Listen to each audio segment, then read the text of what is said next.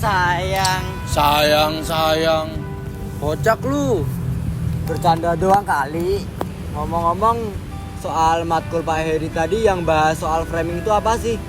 Oh, framing. Iya, framing. Jadi framing itu seperti cara kita memanfaatkan elemen di sekitar kita untuk membingkai subjek utamanya. Elemen juga ada macam-macamnya. Ada pintu, jendela, ranting pohon, lengkungan bangunan, bahkan bayangan. Selain buat fokus framing, itu juga memberikan kesan kedalaman atau depth.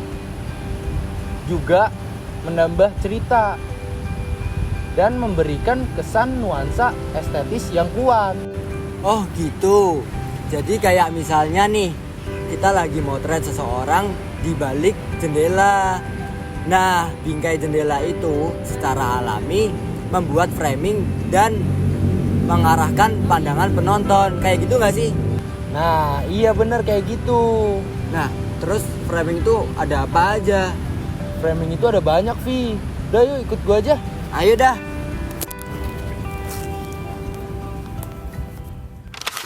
Dika, kalau misalnya dia itu dihilangin gimana?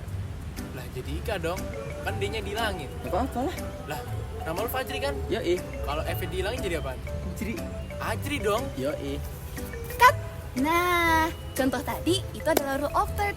Rule of third apa sih? Rule of third adalah komposisi paling populer dalam fotografi atau videografi. Nah, idenya tuh sederhana. Bayangkan frame dibagi menjadi 9 sama besar, 2 garis vertikal, dan 2 garis horizontal. Titik-titik itu disebut point of interest, area paling nyaman dilihat oleh mata manusia. Gitu aja teman-teman.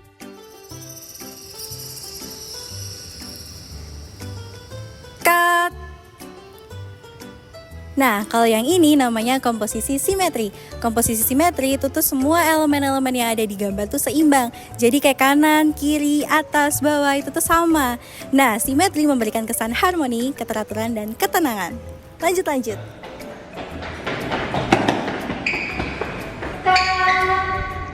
kalau yang ini namanya depth of field atau DOF dalam videografi.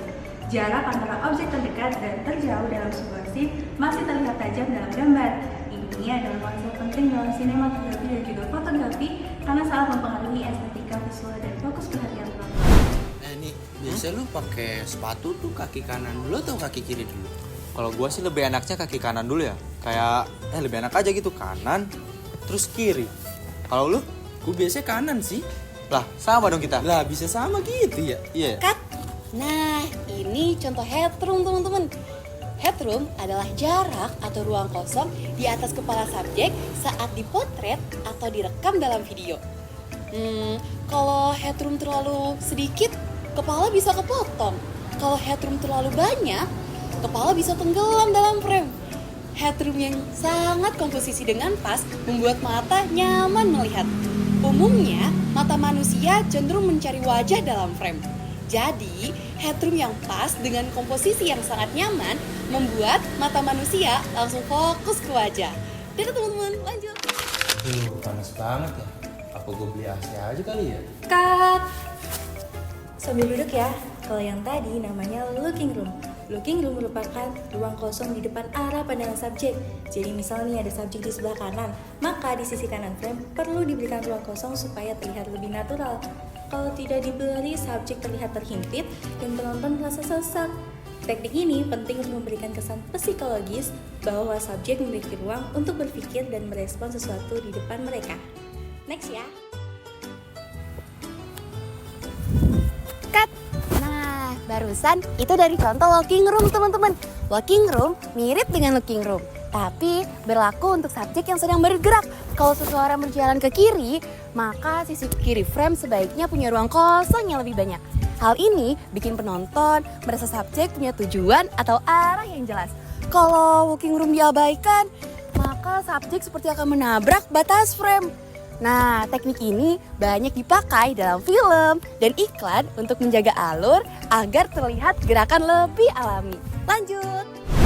Kalau yang ini namanya over shoulder shoot, adalah teknik pengambilan gambar dari belakang bahu seseorang, sehingga sedikit dari bagian bahu dan kepala yang terlihat di frame. Sudut ini sering dipakai saat percakapan dua orang dalam film karena memberikan kesan bahwa penonton ikut hadir dalam percakapan tersebut. OTS juga bisa dipakai untuk menunjukkan perspektif atau point of view. Misal nih, saat seseorang melihat ke handphone. Dengan teknik ini, penonton jadi merasa terhubung dan lebih dekat dengan adegan. Lanjut ya. Cut. Nah, jadi itu contoh leading line teman-teman. Leading line adalah teknik menggunakan garis nyata atau imajiner untuk mengarahkan mata penonton menuju subjek utama. Garis ini bisa berupa jalan, rel kereta, pagar, sungai, atau bahkan barisan orang. Secara psikologis, mata kita cenderung mengikuti arah garis. Jadi, dengan sengaja memasukkan garis dalam frame, fotografer bisa mengiring pandangan penonton ke arah tertentu. Contohnya, foto seseorang berdiri di ujung jembatan.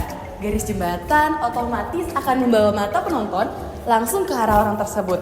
Nah, jadi gitu teman-teman. Banyak kan?